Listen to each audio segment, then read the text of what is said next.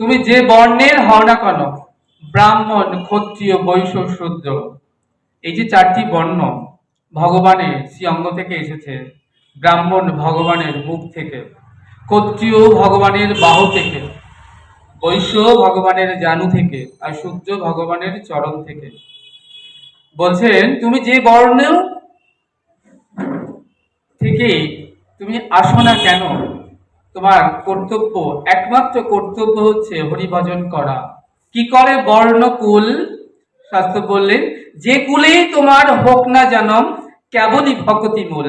শাস্ত্র বললেন ক্ষত্রিয়, ব্রাহ্মণ, বৈশ্য, শূদ্র, এটা ম্যাটার নয়, ম্যাটার তুমি হরিভজন করছো কিনা।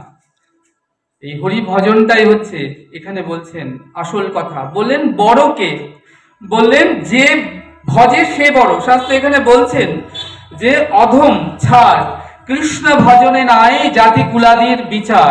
বড় সে যে হরিভজন করে, এখানে শাস্ত্রে বারবার সে কথা বলছেন। তাই বলছেন কি করে বর্ণকুল, যে কুলে জন্ম হোক না কেন, কেবলই ভকতি মূল।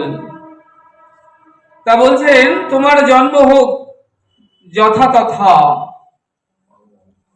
কর্ম যেন হয় ভালো। তাহলে ভালো কর্ম অর্থাৎ সৎকর্ম, সৎসঙ্গ, ভক্তি দিয়ে হরিপাদ পদ্মটি আমাদের ক্রয় করে নিতে হবে। তাহলে সম্পদ হরিপাদ পদ্ম। যেমন কিনা ডানা যখন কোনো চিঠি পাঠাও, ডাক টিকিট লাগানো হয় খামের উপরে। যদি এমনি জল দিয়ে লাগিয়ে দাও, ডাক টিকিটটা কি হবে, পড়ে গেলেই আর জায়গা মতো পৌঁছাবে না। তুমি যদি মনে করো গোবিন্দ চরণে তুলসী দেবে তোমার নামে বা পরিবারের পরিজনের নামে, তাহলে তুলসীটা কিন্তু চরণ থেকে খসে পড়ে যেতে পারে।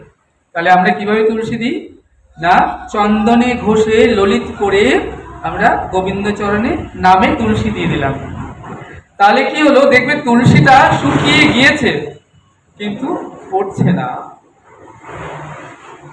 তেমনি তুমি যদি প্রেম ভক্তির আঠা দিয়ে গোবিন্দ চরণে নিজের মন মতিকে একবার বসিয়ে দিতে পারো, তাহলে কিন্তু হয়ে গেল মন মতি। দেখো আমাদের এই যে দেহ ঘরটা না, এই দেহ ঘরে মালিক হচ্ছেন মন মতি। মতি শব্দে নারী।